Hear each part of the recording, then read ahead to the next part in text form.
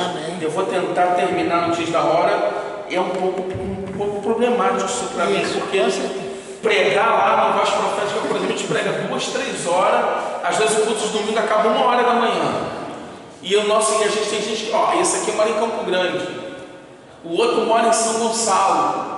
Olha a distância, mas a gente precisa de fato ficar conectado àquilo que o Senhor determinou, amém?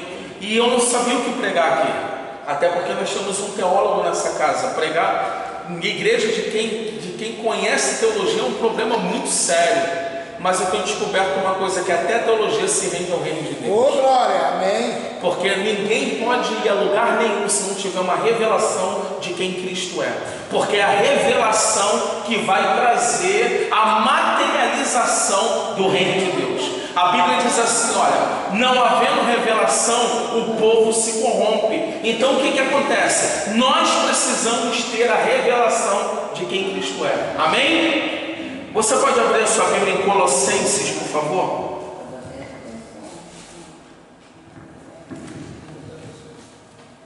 E eu ainda sou adapto de Bíblia, né? Porque hoje o povo se renovou bastante e todo mundo está no celular, eu ainda gosto disso aqui, né? Para quem se converteu lá na minha época, igual 93, a gente ainda gosta de escrever, né? Embora eu estou com o iPad aqui, mas eu gosto mesmo do papel e da caneta. Mas vamos lá, Colossenses 2, versículo 6, todos acharam? Amém? Colossenses 2, versículo 6, diz assim, olha, em Colossenses 2, diz assim, no versículo 6, como pois recebeste o Senhor Jesus Cristo, assim andai nele. Assim andai nele, arraigados ou confirmados e edificados neles e confirmados na fé, assim como fostes ensinado, crescendo em ação de graça. Amém? Então preste atenção. A primeira coisa que nós precisamos entender é que se nós estamos em Cristo, nós precisamos estar com a nossa fé definida naquilo em que nós queremos. Dentro de um plano, dentro de um propósito, eu preciso ter uma identidade definida para eu entender qual é o projeto de Deus para a minha vida. Meu irmão, Deus não está criando a tua história hoje. Para com essa historinha de cantar uma nova história Deus tem para mim. Isso é heresia, porque Deus não tem nova história na vida de ninguém. Ele não errou na história que Ele escreveu a teu respeito. O que nós precisamos entender é que nós seguimos por um caminho que não foi o que Ele escolheu. Aí nós temos que retroceder e assumir a identidade do propósito para o qual fomos chamados. Então não tem nova história, o que tem é a história criada por Deus. Eis que faço nova todas as coisas, porque as coisas velhas se passaram. O problema é que nós queremos nos comportar como pessoas adâmicas. E quem se comporta na natureza de Adão, colhe fruto de Adão. O que nós precisamos entender é que a igreja de Cristo, ela precisa passar por uma transformação mental. Ei, entenda uma coisa: conversão não é mudança de comportamento. O comportamento, a mudança de comportamento é o último estágio de uma transformação de uma pessoa. Sabe por quê? O apóstolo Paulo fala em Romanos 12 que a transformação é mental. Não adianta você querer, a pessoa se converteu hoje e você querer mudar as vestes dela, igual tem igrejas que fazem. Isso é obra, porque a transformação da pessoa vai ser um processo. A libertação de uma pessoa vai ser um processo. Mas como tudo isso vai acontecer? Quando a palavra começar a encontrar lugar na mente dessa pessoa. Não se amoldeis ao padrão deste século. Aí o que Paulo está falando em Romanos 12? Não se amoldem ao padrão do século atual, mas renovem a vossa mente. Aonde? Na palavra. Para que possais experimentar o que é bom, perfeito e agradável. Agora presta atenção, se uma pessoa ela é chocada pela palavra Deus, a mudança de uma roupa é só um detalhe. Então nós precisamos começar a entender que a transformação, a conversão, não é levantar a mão dentro de um prédio. Porque eu conheço várias pessoas que levantou a mão dentro de um prédio e no outro dia estavam vivendo a mesma coisa. A transformação está em permitir que a palavra tire padrões, tire padrões que foi criado pelo mundo, construído pelo mundo. Por isso Paulo fala, não se amoldem. Está falando de padrão. Para que você experimente o que é bom, perfeito e agradável. Então o que Paulo está falando? Olha, se vocês decidiram estar em Cristo, ponto. Eu já começo a entender que estar em Cristo não é aceitar, ninguém aceita Jesus. Vamos parar com isso. Sabe por quê? Aceitar Jesus, como que a gente aceita? Jesus não é mercado que você vai lá e compra o que quer e dá para alguém, ou ele é um presente que você sabe, não, ele é Senhor. E uma vez que a Bíblia diz, não foste vós que me escolheste, mas eu que vos escolhi para que vais e deis fruto. Fomos escolhidos, fomos atraídos pelo Espírito Santo. Fomos atraídos pelo Espírito. Uma vez que fomos atraídos pelo Espírito, a nossa natureza adâmica se rende diante de um apelo. Então o que acontece? Quando nós começamos a compreender esse processo, nós começamos a romper para uma nova temporada. Escuta, a igreja está em crise. Quem já percebeu isso? Porque a pandemia só revelou como estavam os crentes. Com certeza. Então o que nós precisamos começar a compreender é que Deus está levando a igreja de Cristo a uma nova temporada. Não a igreja adâmica, não a igreja que se moldou ao mundo, que se moldou ao entretenimento, mas a igreja do Cordeiro de Deus. Essa igreja vai se levantar com poder em tempo de crise para manifestar a glória de Deus na terra. Amém? Amém? Amém. Opa, pensei que... E essa igreja sou eu e você, não é prédio. Outra coisa que Deus está destruindo, e graças a Deus por isso, você que está me assistindo, Deus está destruindo. Igreja não é templo, igreja não é prédio. Nós, pessoas, somos edifícios levantados pelo Espírito para manifestar a glória de Deus. A criação não está esperando a manifestação de um prédio, a criação está esperando a manifestação de filhos. O problema é que os filhos são meninos, não são homens transformados de glória em glória, porque os filhos hoje não entendem que o processo é para aperfeiçoar. O aperfeiçoamento me faz ser uma pessoa madura para ser filho maduro. A criação geme e espera pela manifestação dos filhos. Amém? Nós somos filhos, amém? Amém. Então o que nós começamos a entender é que quem está em Cristo é nova criatura. As coisas velhas se passaram e eis que tudo se fez novo. Deixa eu te falar uma coisa. Você pode estar aqui hoje e talvez você vai dizer assim para mim, apóstolo, eu não consigo. Eu tenho uma notícia para te dar. Você consegue, porque até hoje você tentou na tua força. Hoje você vai permitir que Deus paralise toda a natureza humana para que você possa ser aquilo que Ele determinou, amém? Para que você possa ser aperfeiçoado. Não tente mais, não lute mais, se renda. A única coisa que você precisa fazer para viver o sobrenatural, para ser ativado, curado, restaurado, é se render. Apóstolo jejuou 40 dias e nada aconteceu. É porque você fez obras. E toda vez que a gente faz obras e a gente começa a lançar mérito para a nossa carne, e não é mérito para a nossa carne, a obra dele em nós nos aperfeiçoa. Amém? A Bíblia diz que Cristo se entregou, e uma vez que ele se entregou para aperfeiçoar os santos, para reconciliar os santos. E qual é a obra da igreja hoje? A obra da igreja hoje é Efésios 4:11. Ai, Jesus, eu mudar a palavra toda que eu preparei. A obra é Efésios 4:11. Você não vê lá os profetas sendo levantados, apóstolos, mestres, evangelistas e pastores sendo levantados para criar entretenimento ou levantar prédio.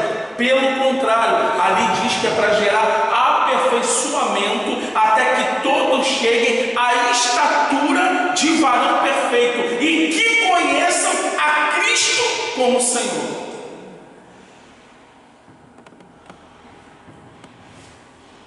Amém. Só o pastor creu. Amém? Então nós precisamos entender que Deus está levantando uma igreja governamental. Sabe o que nos assusta nos dias de hoje? É que a gente pensa que Jesus levantou uma igreja pentecostal. Querido, entenda uma coisa: Pentecoste não foi instituído uma igreja. Pentecoste foi capacitação para envio. Aí quantos apóstolos, Jesus tinha quantos discípulos? 12. E quando eles chegaram em Jerusalém e foram revestidos de poder, eles se tornaram o quê? Hein?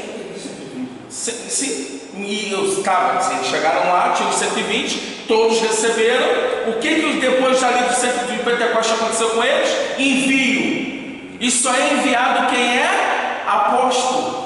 Jesus não levantou pastores ali naquele dia, ele levantou apóstolos. Então a igreja ela é apostólica.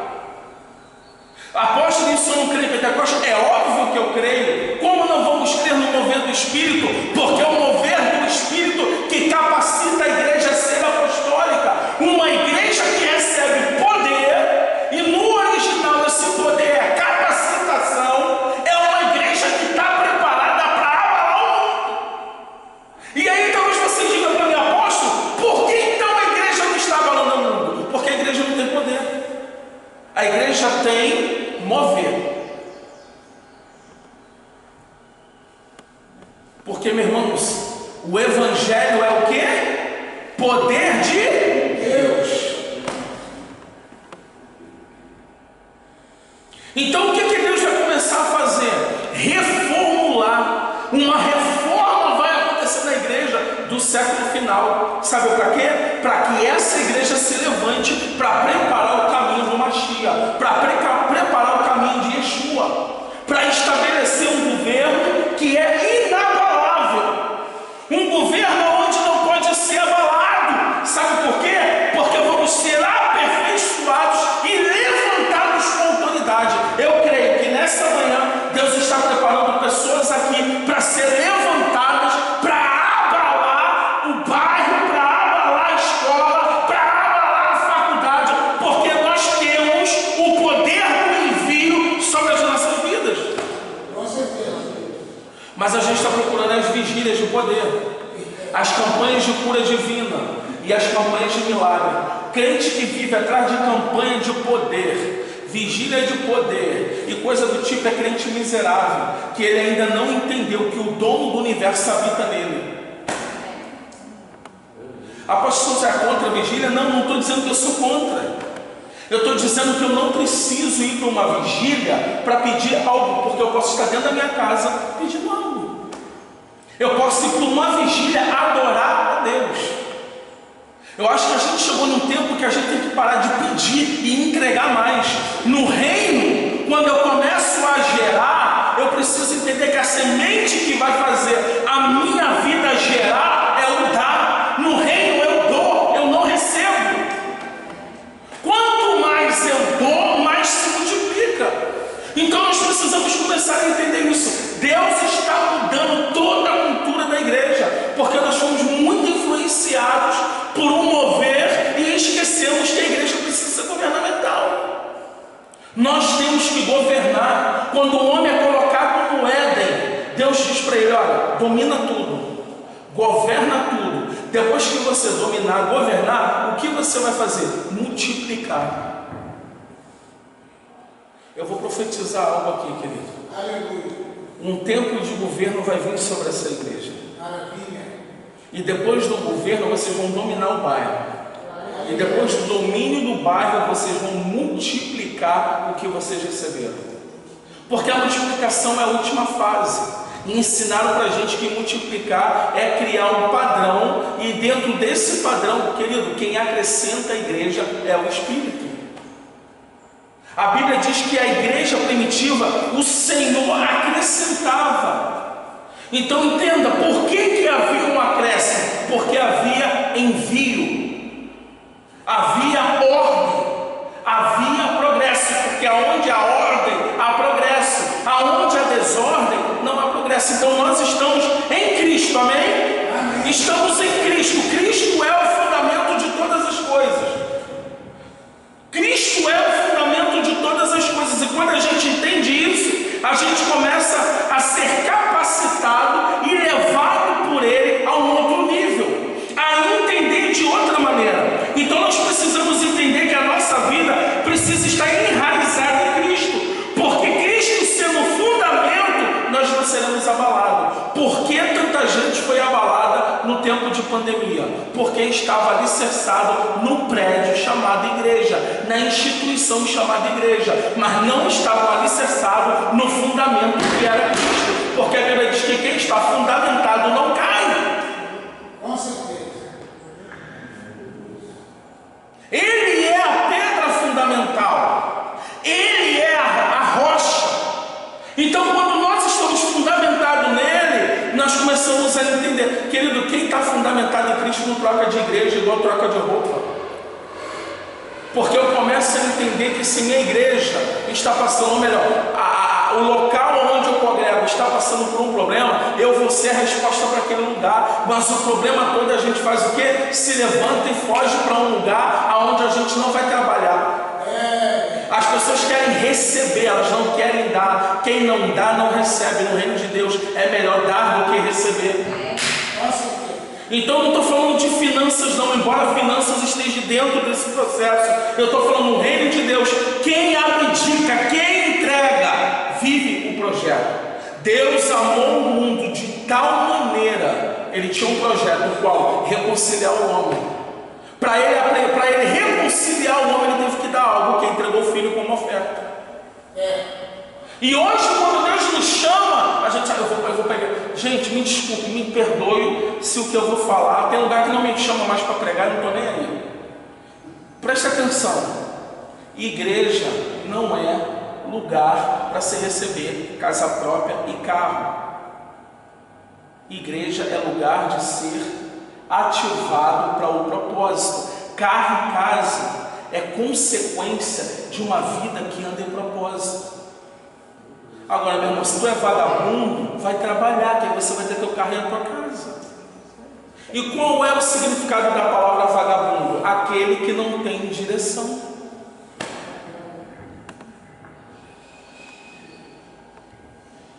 Nós queremos, querido, nós queremos ver, as pessoas se sentem arrebentadas e se desviam, porque homens sanguinários, falsos profetas se levantam para pregar que você tem que entregar tudo o que você tem, e eu creio na entrega dentro do reino, mas aí eles abusam das pessoas, tiram o que elas têm, e Deus não multiplica aquilo que não está debaixo de legalidade. Deus só multiplica o que está debaixo de legalidade. Aí as pessoas chegam assim para mim em algumas cruzadas que eu vou fazer: pastor, a minha vida não foi igual uma irmã falou para mim esses dias. Eu ofertei 2 carros, nada aconteceu, a gente só está perdendo. Eu falei: foi Deus que mandou? Não, a gente ofertou porque queria algo maior. Aí eu falei: querido, ainda é comércio, se é assim. Então as pessoas perderam a direção do que é a igreja. A gente precisa começar a entender que Deus está nas nossas vidas. Se Ele é o fundamento e eu estou nele, quem está no fundamento, quem está enraizado, vive enfermo? Não. Quem está enraizado vive miséria? Não. Quem está enraizado vive perdas? Não. Sabe por quê? Porque a provisão é a resposta e é o fundamento para aqueles que estão em necessidade. Glória a Deus. Então, meu irmão, a Bíblia diz que aquilo que a gente já vai orar, Ele já sabe. Então, sabe o que eu tenho feito?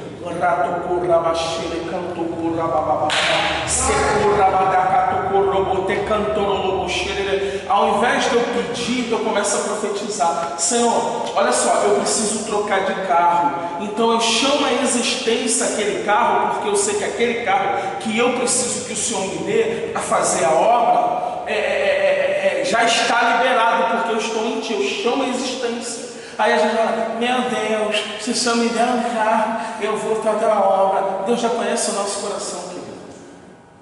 Senhor, olha só, essa enfermidade está me assolando. Cristo levou sobre si toda enfermidade. Então, Senhor, eu dou uma ordem a essa enfermidade agora. Fora, porque eu estou no fundamento. Quem está aí? Amém. Fundamentados em Cristo. O que precisamos entender é que todo o processo começa nele, pois a obra se iniciou desde antes da fundação do mundo. Apocalipse 3 diz que o Cordeiro foi imolado desde antes da fundação do mundo.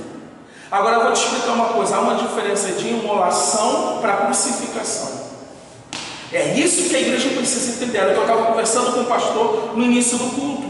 As igrejas por aí não querem saber, não querem estudar, elas querem ouvir que vão receber vitória. Eu não quero vitória, quem tem ele tem tudo. Eu não preciso de um carro ou uma casa, o que eu preciso é dele, porque eu sei que se eu estou nele, tudo que é necessário para a minha vida estar de pé, vai vir.